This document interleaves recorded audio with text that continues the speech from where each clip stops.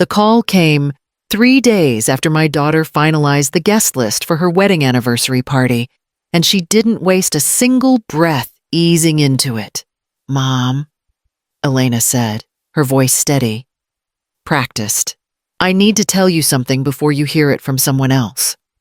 The story you are about to hear is a work of fiction created by the Her Chains channel team, based on real-life situations to convey lessons about family, emotions, and human values.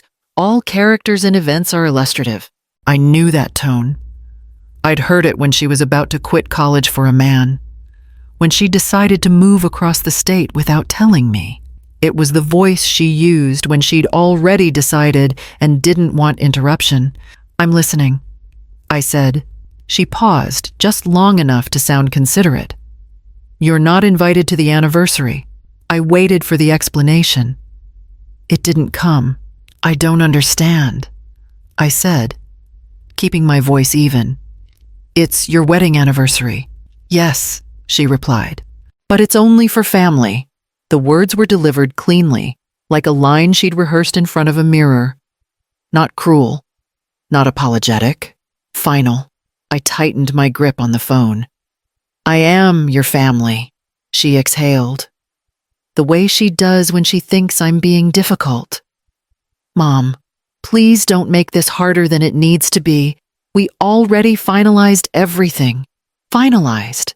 The venue, the catering, the live music she'd been excited about when she asked if I could help just a little. I didn't remind her that I'd already transferred $30,000 to cover deposits when Grant's parents hesitated. I didn't say that the party she was protecting me from was one I had helped make possible. I didn't say anything at all. "There's limited space," Elena continued, "and Grant's family is very particular." "I see," I said. She waited, probably for me to argue. I didn't. I felt something settle instead. Cold and exact, like a piece sliding into place. If I wasn't considered family when the pictures were taken, then my role had already been decided without me. "Okay," I told her. "That's it?" she asked. "Yes."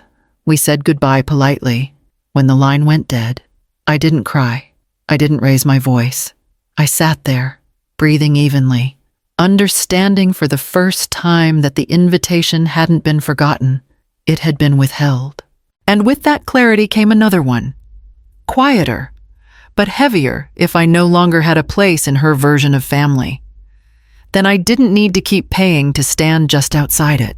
I had always been careful not to announce my help. I thought that was what dignity looked like. When Elena bought her first house, she called me late at night. "The bank wants a larger down payment," she said. "It's just temporary." I transferred $40,000 the next morning. She thanked me once, quickly, then started talking about paint colors. When her second pregnancy became complicated, the medical bills arrived in thick envelopes. Elena dropped them on my kitchen table without sitting down. "Grant's parents can't right now," she said. "I know you understand." I wrote checks until the stack disappeared. "Childcare was the same, just until we get settled," she'd say. Then months would pass, then years. I paid because it kept things smooth. I paid because no one ever said I didn't have to. No one ever asked directly. That was the trick of it. The need was always framed as shared responsibility, as family, and I believed that was what made me belong. A few weeks before the anniversary call, Elena mentioned the venue in passing. "It's beautiful," she said, "very elegant. Grant's parents love it." She didn't ask for money that time. She didn't have to. I already knew what was coming. 2 days later, she sent a message with an attachment, an invoice. No greeting. Just, "Can you cover this part? We'll settle up later." I called her. "What is this for?" "The deposit," she said. "The caterer needed it early." "How much have you already paid?" I asked. She hesitated. "Most of it. I transferred $30,000 that afternoon." She didn't call to thank me. She sent a thumbs-up emoji. After the call, where she told me I wasn't invited, I opened my bank app without thinking. There it was. The transfer, labeled anniversary. My money had already been folded into a celebration I was never meant to attend. That was the quiet injustice of it. Not the exclusion itself, but the assumption underneath, the certainty that I would support whatever they needed, whether I was welcome or not. I closed the app and set the phone face down. For the first time in years, I didn't feel useful. I felt counted and then discounted. I didn't hear about the anniversary party from Elena. I heard about it from Ruth. She called me one afternoon, her voice bright in a way that didn't match the words. I just saw the venue Elena booked. She said, "The Davenport House." "That's a big place." I said nothing. Ruth hesitated. "You didn't mention it, so I assumed you were already invited." I wasn't. I said. There was a pause. Oh, that single sound told me more than any explanation could have. Ruth wasn't confused. She was embarrassed for me. Over the next few days, the details found me anyway. A neighbor mentioned the date while picking up her mail. Next Saturday. "Right," she said. "I heard it's going to be beautiful." A woman from my old church stopped me at the grocery store.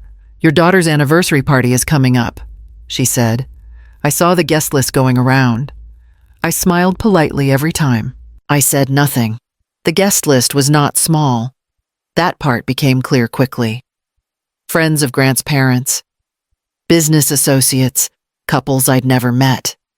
People who had watched Elena grow up from a distance, if at all. Everyone seemed to know where to be and when, except me. Finally, Ruth asked the question directly. "Maribel," she said gently, "are you sure this is meant to be intimate?" "That's what Elena said," I replied. Ruth exhaled through her nose. "Intimate doesn't usually mean 40 people. The words settled heavy between us. Later that evening, Elena texted me. Not an invitation, not an explanation, just a reminder. "The anniversary is next weekend. Please don't feel awkward about it." I stared at the screen. Awkward wasn't what I felt. Awkward implied uncertainty. This was precise. I called her. She answered on the third ring. "I thought you should know people are talking," I said. "They always do." She replied quickly. "I'm hearing details." I continued. "The venue. The guests." "Yes," she said. "We've been planning for months. And you never thought to tell me." Her voice sharpened. "I already explained this. Mom, you told me I wasn't invited." I said. "You didn't explain why." There was a brief silence. Then her tone softened into something rehearsed. "It's not personal. We just wanted to keep it simple." Simple, I thought, as names kept reaching me from every direction. After we hung up, I sat alone with the truth finally complete. This wasn't an oversight that could be corrected. It wasn't a misunderstanding waiting to be cleared up. It was a decision that had been carried out carefully, publicly, and without me. Elena called me 2 days after we hung up about the invitation, as if nothing had changed. Her voice was lighter this time. "Mom, I need a quick favor." I didn't answer right away. "You're right. The florist needs the balance sooner than expected." She continued. "It's just a timing issue." I leaned back in my chair and listened to her explain the problem I was apparently meant to solve. She spoke quickly, confidently, already assuming the outcome. She always did. "How much?" I asked. $20,000, she said. "I'll pay you back once everything settles." Once everything settles. That phrase had carried me through years of transfers and quiet sacrifices. I looked at the notepad beside my phone. I had written down the date of the party earlier that morning, the same date I had been told I was not welcome to attend. "Elena," I said, "I'm not going to do that." There was a brief silence, sharp and sudden. "What do you mean?" "I mean no," I replied. I kept my voice even. "I'm not sending the money." Her tone changed immediately. "Mom, this isn't the time for this." "I know," I said. "That's why I'm saying it now." She exhaled loudly. "Everyone is counting on things going smoothly." "I'm sure they are," I said, "This is putting stress on us." She added, "On your son-in-law, on his parents." "I understand," I replied. "You don't," she snapped. "You always help. This is just how things work." I waited a beat before answering. "Not this time." She didn't yell. She didn't argue. She went quiet in a way that felt deliberate. "Fine," she said at last. "We'll figure it out." The call ended without goodbye. After that, the shift was immediate.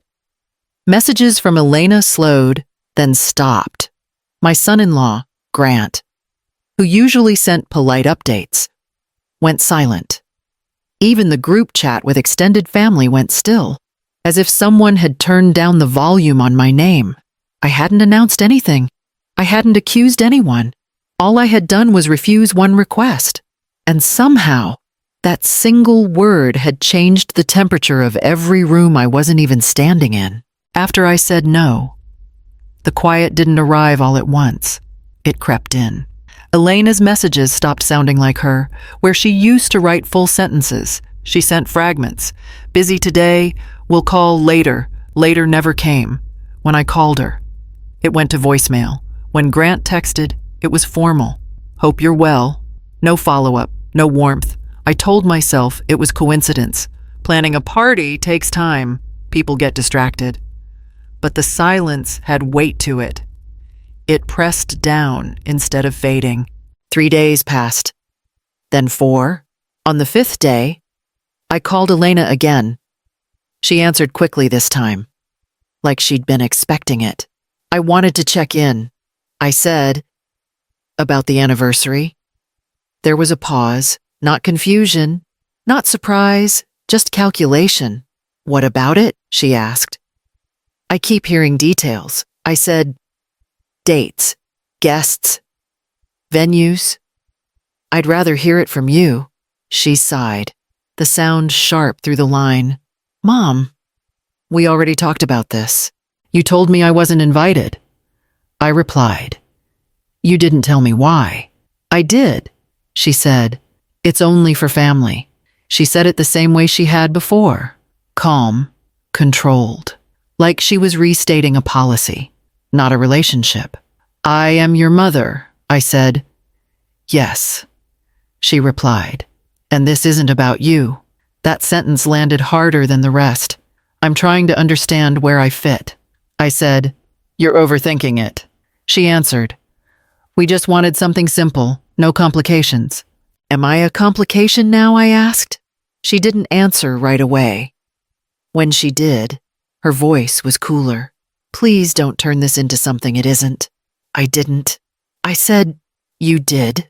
Another pause. Then her tone softened, just enough to sound reasonable. "Let's talk about this after the party." After the party. After the pictures. After the version of family she wanted was already documented. The call ended politely. No raised voices, no accusations. Just a careful distance that felt intentional. I set the phone down and noticed how quiet the room felt, without anyone asking me for anything. It wasn't peaceful. It was empty in a way that clarified things. The silence wasn't an accident, boom. It was the space they left when they decided I no longer belonged in the conversation at all. The realization didn't come with a jolt. It came quietly, like something that had been waiting for me to stop defending everyone else. I was at my kitchen table when Ruth called. She didn't open with small talk. "Maribel," she said, "I need to ask you something." "Go ahead." "Did Elena actually explain why you weren't invited?" "No." I said, "She didn't think she needed to." Ruth went quiet for a moment. "That's what I was afraid of." I closed my eyes. Afraid of what? That she never planned to explain. Ruth said, "She planned for you to adjust." The word settled deep. Adjust. That was what I had always done. Adjusted my budget. Adjusted my schedule. Adjusted my expectations. I thought back to every moment I had stepped in before anyone else felt discomfort. Every time Elena said, "I didn't know who else to call." Every time Grant nodded politely while I solved the problem they were already late on. My presence was never required in the room, only my response after. Later that afternoon, Elena texted me, one line. "We're still short on a few things, but we're managing." I read it twice. There was no question in it, no apology, just information, delivered like a report to someone whose role was already defined. I called her. "Elena," I said, "did you ever intend to tell me why I wasn't invited?" She didn't hesitate. "Mom, I told you, it's not personal. That wasn't my question." She sighed. "I didn't think we needed to get into it." "Because I pressed." "Because you always understand," she replied. "You always come through." There it was. Not love, not gratitude. Expectation. "So you assumed I would help anyway," I said. "That's not fair," she snapped. "You're twisting this." "I'm naming it," I replied. Her voice hardened. "This conversation isn't productive." "No," I said calmly. "It's just uncomfortable." She ended the call without saying goodbye. I sat there afterward. Not angry, not even surprised. The party was never the wound. The wound was realizing that my role as a mother had been quietly replaced by something more convenient. I hadn't lost my place. It had already been reassigned. I didn't announce my decision to anyone in the family. I didn't hint. I didn't wait for permission. I made the choice quietly, the same way I had always made room for everyone else. I called Ruth. "I'm going out of town." I said, when she asked, "The anniversary weekend." She didn't react the way people usually do when they sense something big underneath a simple sentence. She didn't ask why. She didn't tell me to reconsider. "Do you want company?" she asked instead. "No," I said. "I need to do this by myself." "All right," Ruth replied. "Then do it properly." She stayed on the line while I booked the ticket. She didn't rush me. When I hesitated over the dates, she said, "Choose the ones that belong to you." That was all the guidance I needed. After we hung up, I packed slowly. I didn't overthink it. I didn't check in with anyone. I folded clothes I liked wearing, not clothes chosen to fit someone else's expectations. I placed my camera carefully in its case, then paused, realizing how long it had been since I'd brought it anywhere without an assignment attached. Elena didn't call. Grant didn't text. The silence held, unbroken. 2 days before I left, Elena sent a message. "Just so you know, the anniversary is Saturday." "I know," I replied. That was the end of the exchange. The morning I left, I didn't feel dramatic or brave. I felt steady. I locked the door behind me and didn't look back. Not because I was running away, but because there was nothing left to explain. At the airport, my phone stayed quiet. No last-minute emergencies. No sudden needs. The absence of those interruptions felt unfamiliar, almost unsettling, then slowly freeing. This was the first decision I had made in years that didn't factor in what anyone else might need from me. I wasn't punishing anyone. I wasn't making a statement. I was stepping out of a role that had been assigned to me without my consent. And for once, I didn't ask to be replaced. The call came 1 week later. I recognized the number before I answered. But I waited until the ringing stopped, then started again. When I finally picked up, Elena didn't say my name. She just cried. It wasn't quiet crying. It was sharp and uneven, the kind that breaks through whatever script someone planned to follow. "Mom," she said finally, "I need you." I stayed silent. "They're asking questions." She continued, her words tumbling over each other. "Grant's parents, the accountant, people I didn't even know were watching." I leaned against the counter and listened. "They want to know why the payments stopped," she said. "They want to know why things were handled by you in the first place." I said nothing. "Elena," Grant's voice cut in briefly, muffled, then disappeared again. She lowered her voice. "They think we misrepresented things. They think we hid how much help we were getting." "Did you?" I asked. "That's not the point," she said quickly. This is getting out of control. So you want me to step in? I said. Yes, she replied without hesitation. You always know how to fix this. You can talk to them. You can smooth it over? Please. I closed my eyes. The words were familiar. Fix it. Smooth it over. Translate discomfort into something manageable so she wouldn't have to sit with it. I wasn't invited. I said, That's not what this is about. She snapped, then caught herself. I'm sorry. I didn't mean that. I need help. You needed help before. I said, You just didn't need me. She inhaled sharply. That's not fair. It's accurate, I replied. Her crying slowed, replaced by something tighter. You're punishing me. I didn't take anything from you. I said, I stopped covering for you. There was a long pause. When she spoke again, her voice was smaller. I don't know how to handle this without you. That was when I said it. Not loudly. Not to wound her. Do we even know each other? The silence on the other end was complete. No crying, so no arguing, though okay. Just the sound of her breathing. Shallow and unsure. She didn't answer. The line went dead a moment later, and for the first time since this began, I understood something clearly. Whatever power I had held before had never been acknowledged. It had only been used. I didn't call anyone to explain what I was about to do. I didn't warn Elena. I didn't ask Grant for a conversation. I handled it the way I had handled everything else for years, quietly, efficiently, without drama. The first call was to my bank. I'd like to remove my name from any account where I'm listed as a secondary holder or guarantor, I said. The representative asked me to confirm dates and signatures. I did. She read back the list slowly. Hearing it out loud surprised even me. Lines of credit, automatic transfers, a contingency account I had opened after Elena's wedding. Just in case, I authorized the changes. The second call was to the accountant. I need written confirmation that I'm no longer financially connected to my daughter's household. I said. There was a pause. Is there a problem? No, I replied. There's a correction. I didn't announce anything afterward. I didn't send messages.